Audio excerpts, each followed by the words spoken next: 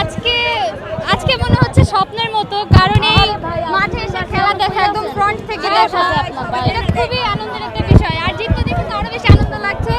তো আমরা মানে মিস হেক্সা না হোক, তারপরও দেখা যাক সামনে সামনে যাই করবে তার জন্য শুভকামনা আর খুশি এটুকু নিয়ে আমরা। আসলে তাদেরকে কিছু বলার নাই, কারণ তারা যেভাবে পচায় আমরা আসলে অন্য দলকে কোনো সময় মেসিকে রেসপেক্ট করি, সো ওই ক্ষেত্রে দেখা যায় আমরা মেসিকে ভালোবাসি, ব্রাজিলিয়ান হয়েও আমরা মেসিকে ভালোবাসি। তারাও দুর্বল প্রতিপক্ষই পায়, যা আমরা দেখছি বিগত ম্যাচগুলোতে। তো ওই ক্ষেত্রে তাদের সাথে যখন স্ট্রং দলের খেলা হবে তখন আমরা আসলে বলতে পারবো যে তারা আসলে কতটুকু এফোর্ট দিয়ে আগাচ্ছে, এর আগে বলা যাচ্ছে না। আর নেইমারের প্রতি আমাদের ভরসা আছে, কারণ তাকে আমরা পেলে কোনো সময় নিরাশ হই না। ইনশাল্লাহ উনি আসলে আরো ভালো হবে।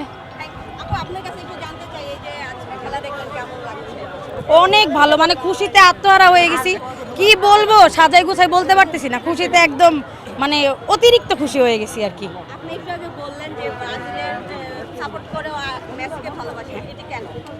মেসিকে ভালোবাসি ওর ব্যক্তিত্বের কারণে।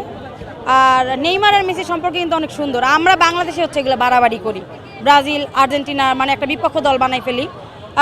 ব্রাজিল হয়ে হচ্ছে মেসিকে পছন্দ করি, বাট আর্জেন্টিনার সমর্থন করি না, শুধু ব্রাজিল। যখন থেকে খেলা বুঝি না তখন থেকেই হচ্ছে ব্রাজিলকে ভালোবাসি, আর যখন থেকে বুঝি তখন হচ্ছে কাকার জন্য হচ্ছে মেইনলি ব্রাজিলকে ভালোবাসা।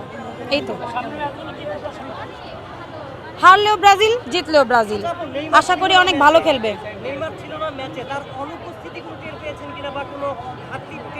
Just mind blowing. আসলে নেইমার থাকলে হয়তো মাঠটা আরও বেশি মানে খুব বেশি জয়ফুল লাগতো, বাট ওরা আসলে মানে এত ভালো খেলছে, মাইন্ড ব্লোয়িং, বলার কিছু নাই। আর ইনশাআল্লাহ নেক্সট ম্যাচে নেইমার থাকবে, তখন আমরা ভালো কিছু আশা করতে পারি, আরও ভালো কিছু।